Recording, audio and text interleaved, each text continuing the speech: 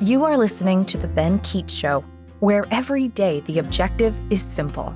Ben will never stop fighting the fight and lighting the light on topics that affect you every day. Welcome back, ladies and gentlemen. Nice to see y'all, kind of. This is The Ben Keech Show, and I am Ben, and I'm glad to be here talking about episode 15.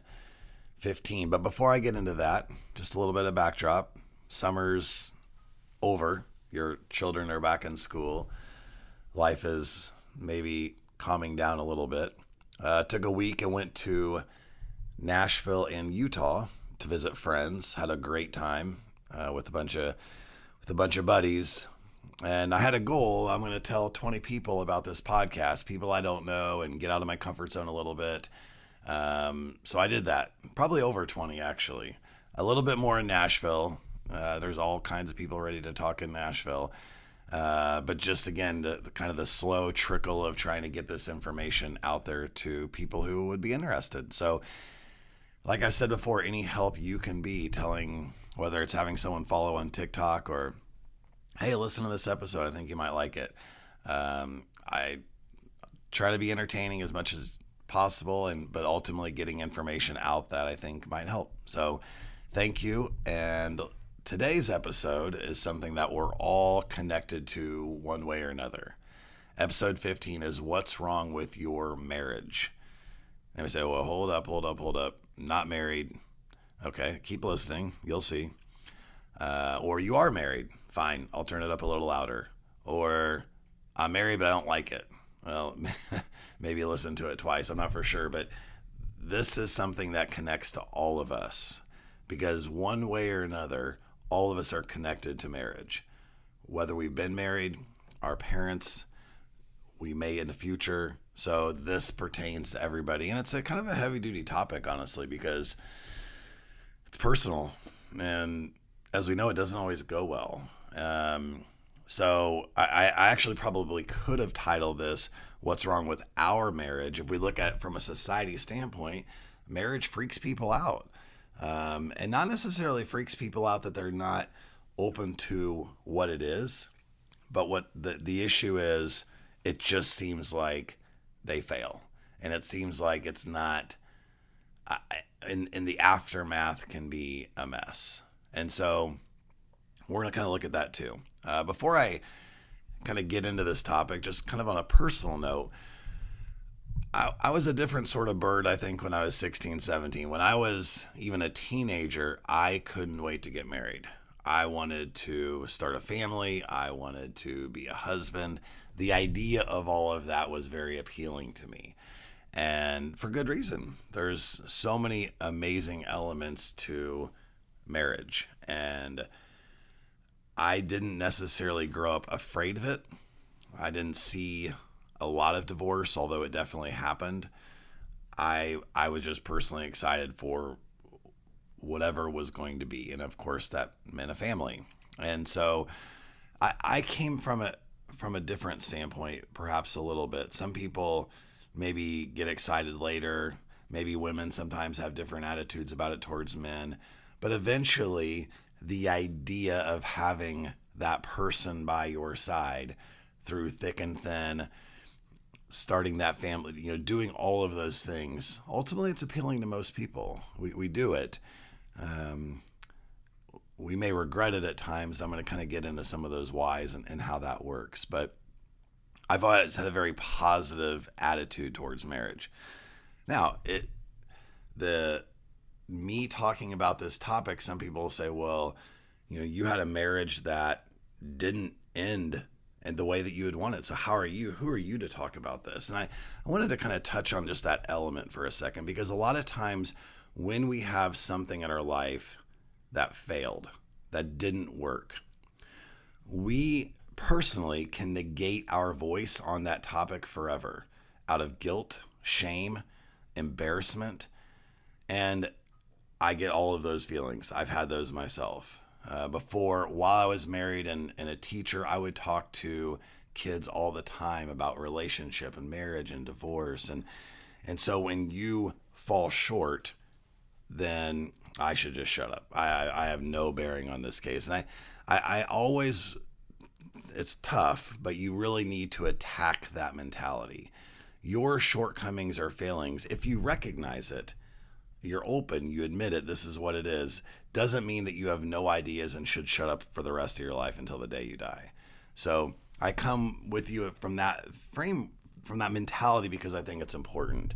We all have areas that we fail, but that failure doesn't have to shut your voice up for the rest of your life, because your perspective may actually be something that someone else who hasn't failed yet, if you will, needs to hear.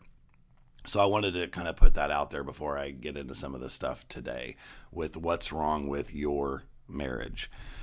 So I'm gonna kind of get a opening mentality about something that I think is kind of important. And I'm going to talk about sex for a second in terms of how it relates, but maybe not in the way that you think. So everybody listening knows and understands what sex is. Okay, and we also know that our society has created a lot of different perceptions, if you will, or when it's okay, when it's not okay, and what that means. But I want to tie it into marriage for a second. So the act of two people coming together, which of course I'm not going to describe it because we're not in, fifth grade anatomy class right now. That act brings two people to one. That should always be the representation of your marriage. Your marriage has to be this pillar of these two entities working together as one. It doesn't mean that you lose yourself in the process, or it shouldn't, but it does mean that your mindset as you attack the world, as you attack raising children and your careers and your lives and all of that stuff, your relationship with God, it is the mentality of actually what the bare, like this, the nitty gritty of what sex is represents or should represent your marriage. And it's important that both people understand that mentality. I'm not getting into sex, not talking about sex today in terms of anything, except for just trying to create a visual, but not that visual, trying to create a visual of the unification of your marriage in all aspects, around your friends, coworkers, people. You are the solid rock. That's if you don't have that, if that's not a part of it, it's going to be tough. It's probably honestly not going to work. Because why would two people want to be two people?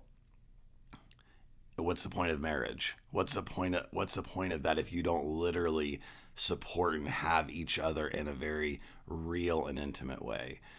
So that is just food for thought. And I'm going to get into some other more specific things a little bit of why marriages struggle and what goes on and what we can do about it at the end of the day to go a better path. You might be in a situation right now where your marriage is struggling. You don't see any way out. And I think when your marriage is struggling, I always think of like this dark prison dungeon, rats around and it's dripping water and it's disgusting and the food is gross and you're just trapped. There's no way out. You've tried everything and it just doesn't seem like there's a way to get to a brighter day. So here's some thoughts for you, whether you're planning to get married or you are married. Conflict resolution and your ability to do it well or not can sink your marriage ship if you're not careful. So think about it like this. There's going to be conflict, but you love this person. You're in love with this, or you've done romantic things, you've gone on trips, like you guys have this whatever, but conflict will happen. And sometimes when people fall out of love, I'm just using that as a catchphrase, not breaking it down. When people fall out of love, what happens with that conflict? Is one person really sarcastic? Is one person really mean, controlling? Is it all about winning? Is there any listening whatsoever? Are you are you wanting to hear what the person is saying and comment on that or not? So you have to check yourself with conflict resolution. You have to put your ego aside. Your ego is not going to work when there's conflict. The everyone will lose if your objective is to win. It just doesn't work any different, because you're going to either break down the other person, you're going to be disrespectful, and remember all those great romantic trips and all these things that you did. It's not. It doesn't matter anymore. Like nothing. No love is sustainable in the way that you want it to be, in the way that it could be, if you don't handle conflict well. You have to come out of that conflict. Oh my gosh, he really did hear what I was saying. Or she didn't talk down to me like she always does. You know, like a mother, like sometimes women get caught up in like a mother talking to a son. Like she talked to me like a man. And she may say, he really is understanding my heart and where I'm coming from. If you can say those things, and by the way, just a few quick, don't cuss in conflict. Keep cussing out of it. All it does is heighten emotion. It's not good for anybody. Those are the things that have to happen. And I'm kind of being a little brief, but I'm touching on several things, and I want to kind of keep moving forward here. The second is, when conflict resolution is poor in your marriage, a lot of times it breeds contempt. And contempt is like cancer in your relationship. Contempt may when I look at that person, like, I don't like what I see. I see their faults. I see how they treat me. I see things that maybe not necessarily always hurt me, but anger me. And they're just, and ultimately, if you could like put words to this feeling, I just look at them with disgust. Like they're just a disappointment. And that is the death of your marriage. If contempt is the cancer in your relationship, you're done. There's no coming back from that. You have to, you got to that point. So it doesn't mean that you can't work on that or come to a better place. Most definitely you can. But if it's left unchecked, you're done. And you have to really come back to the source of how you view that person, how you view yourself, what you want your marriage to be. Sometimes you have to really restart things. Get away for a couple of days. No kids, no job, no phones. Go to a marriage conference. Go somewhere where you can just be the two of you and really think about these kind of things, which I'll get to something with that later. What's wrong with your marriage? Well, a lot of times people, they marry young, which is great, say in their 20s, nothing wrong with that. I don't really care when people get married. I actually think it's more of a mentality of the person, not the age. So I think there could be wonderful marriages that they get married at 18. It's a little riskier for what I'm about to say, but there can be, you wait till your 30s and it's 5 years of hell. So whatever. But your values and your goals, what are those? So let's say, for instance, you're in your 20s. Well, you're trying to get a job. Maybe you're finishing up college and you're just trying to make your way, get actually a real paycheck, things like that. What happens though, and this is important because values and goals change for all of us. How we see ourselves in our 20s may be different than how we view ourselves in our 50s, because you're getting to that point where, what does my life matter? What am I doing? And those things resonate a little bit more and in a different way the older that you get. So in a successful marriage, your values, what you believe, how people should be treated, what guides your moral compass, your goals, where you're going, how you want to get there, why is that important? Are there family sacrifices that have to be made because of that? These are consistent conversations and they will change. When people grow, these may change. How is this communicated? How does it matter? How does your partner meet you in these places.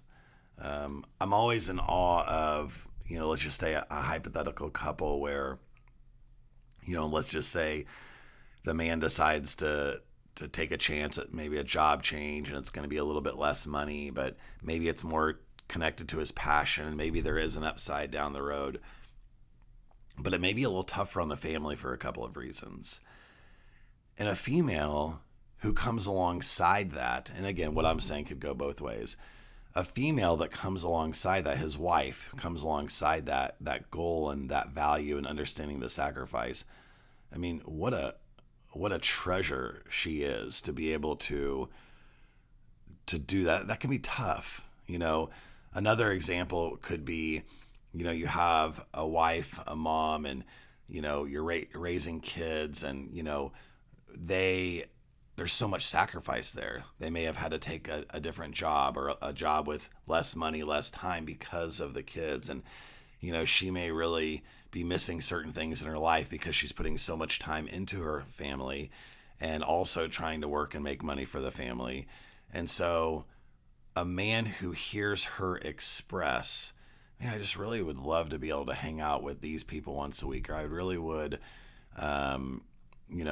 they may need a different outlet, and it may be different than how the man perceives it.